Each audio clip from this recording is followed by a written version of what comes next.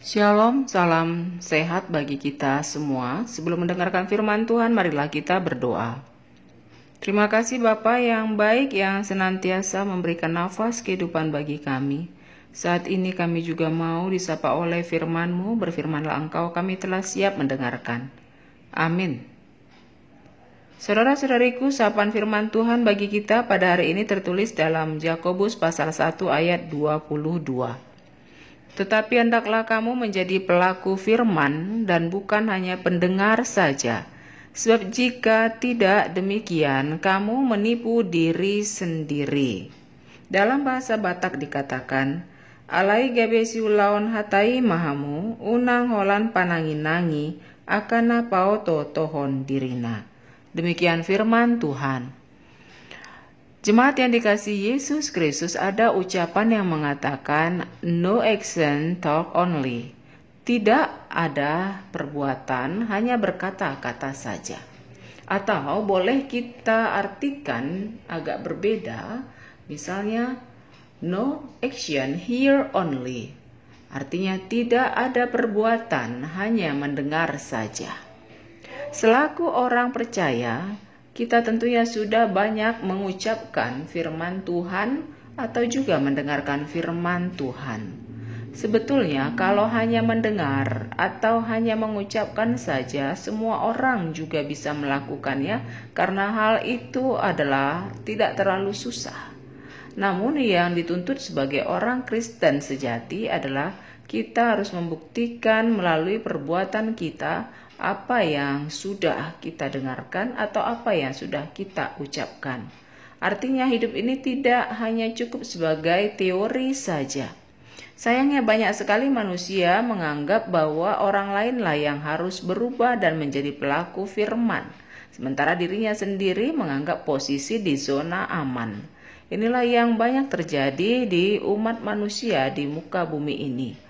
Kepada kita diingatkan pada saat ini bahwa dalam kehidupan kita masing-masing orang akan berharga apabila dia mampu untuk mengucapkan hal-hal yang baik, yang berbau nasihat, yang berbau petuah, yang berbau pengharapan-pengharapan yang baik terhadap orang lain. Akan tetapi tidak hanya itu saja, dituntut supaya dia bisa juga melakukan apa yang diucapkannya. Tuhan Yesus menuntut kita untuk menjadi pelaku firman, bukan hanya pendengar saja. Dalam kitab Yakobus ini dikatakan jika iman itu tidak disertai perbuatan, maka iman itu hakikatnya adalah mati. Yakobus pasal 2 ayat 17. Jadi iman itu bekerja sama dengan perbuatan-perbuatan dan oleh perbuatan-perbuatan itu iman menjadi sempurna. Kita bisa lihat dalam Yakobus 2 ayat 22. Itulah iman yang diwujudkan melalui perbuatan nyata. Memang firman Tuhan yang disampaikan dalam kitab Yakobus ini adalah membalansing apa yang disampaikan oleh Paulus, bahwa Paulus mengedepankan iman itu adalah sesuatu yang harus kita pupuk dalam kehidupan kita.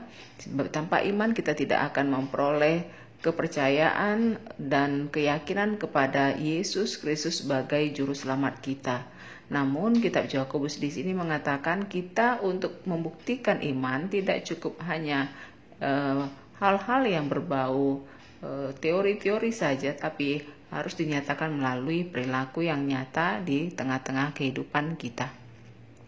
Itu juga sebabnya Paulus mengatakan dalam kehidupan kita ini kita harus lebih banyak untuk mendengar, kemudian memikirkan, kemudian melakukannya, daripada lebih banyak berkata-kata. Dalam Yakobus 1 ayat 19 dikatakan, hendaklah cepat untuk mendengar, tetapi lambat untuk berkata-kata. Tetapi kita memiliki kecenderungan untuk lebih banyak berbicara, menilai, menganggap orang lain tidak berbuat yang lebih baik daripada apa yang kita lakukan.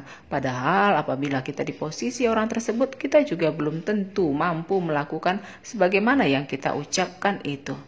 Oleh sebab itu, marilah kita dalam kehidupan kita ini jangan hanya memandang suatu persoalan dari sudut pandang kita saja, tapi juga dari sudut pandang orang lain. Jangan kita menilai perbuatan seseorang itu hanya dari sudut pandang kita saja, coba lihat dari sudut pandang orang lain.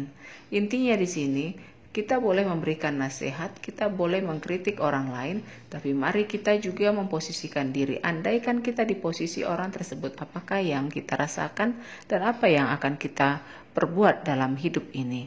Maka apabila kita sudah mendengarkan firman Tuhan yang mengatakan bahwa segala sesuatu harus membutuhkan pembuktian, yaitu melalui perilaku kita yang sudah mendengarkan firman Tuhan, maka dalam kehidupan kita sehari-hari juga marilah kita membenahi diri kita untuk boleh melakukan firman yang sudah kita dengarkan itu dalam kehidupan kita sehari-hari.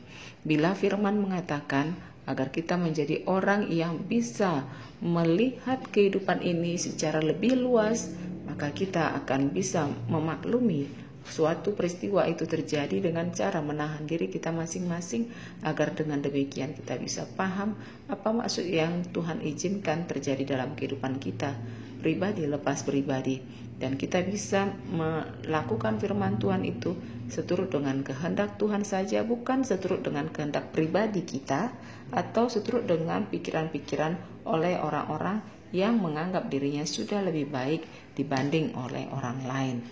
Saudara-saudariku yang dikasihi Yesus Kristus, marilah kita berbuat seperti apa yang Tuhan inginkan. Jangan paksakan orang lain berbuat seperti apa yang kita inginkan.